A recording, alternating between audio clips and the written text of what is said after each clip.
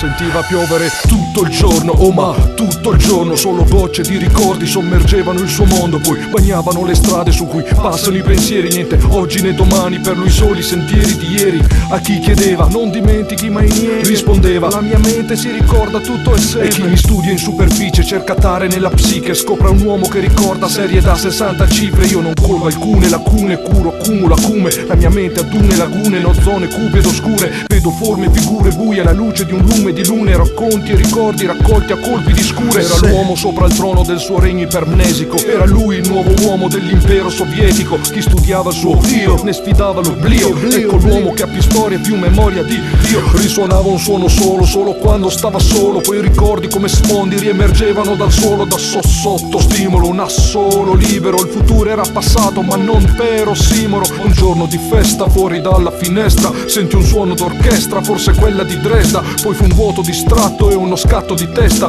Poi fu nebbia d'un tratto ed un ritratto in seppia. E poi nient'altro, che a dirlo sembra nulla invece tanto. Forse tutto, ora la pioggia si blocca e lui sta all'asciutto. Che a memoria è così lunga, parte fin dalla culla e ricorda ogni gioia ma pure ogni storia brutta. E la porta dell'oblio quando bussa rimane chiusa, elusa così ogni scusa, esclusa ogni via di fuga. Resta ostaggio di nomi, di facce, di voce e tracce. Resta il fatto che per affrontarle serve coraggio. No, non c'è montaggio né taglio né selezione né stacco. Vede l'oltraggio, lo sbaglio, l'esitazione, lo smacco. Tace in scacco, preda di quel miraggio di cui basta un assaggio per fare di un saggio un pazzo. Impasto dei momenti andati, datati, dati per morti da molti ma non da lui. Lui non li ha mai sepolti i ricordi, li ha raccolti e nascosti dietro i suoi occhi. È solo come un elefante in un mondo di pesci rossi. Ma è quel giorno di festa, con l'orchestra alla finestra, nube pesta sulla testa, era pronto per la tempesta. Invece silenzio e quiete, l'uomo si chiede cosa succede e poi capisce di colpo come Archimede. È così che mi cambia la vita in questa domenica, è così che si sente la gente quando dimentica. È così in comunione con le altre persone cambia espressione, illuminato come da un raggio di sole.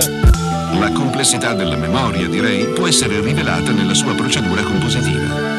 Innanzitutto l'informazione deve essere codificata, cioè immessa in codici mnemonici registrati nel cervello. Poi immagazzinata e conservata per un periodo di tempo che varia dall'attimo all'intero arco della vita. Infine recuperata secondo esigenze e bisogni.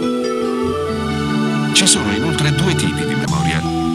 Quella a lungo termine è il contenitore di tutto ciò che si sa sul mondo e su se stessi ed è essenzialmente illimitata. In teoria, qualunque cosa di cui si abbia esperienza che venga immagazzinata nella memoria a lungo termine può essere richiamata a posteriori.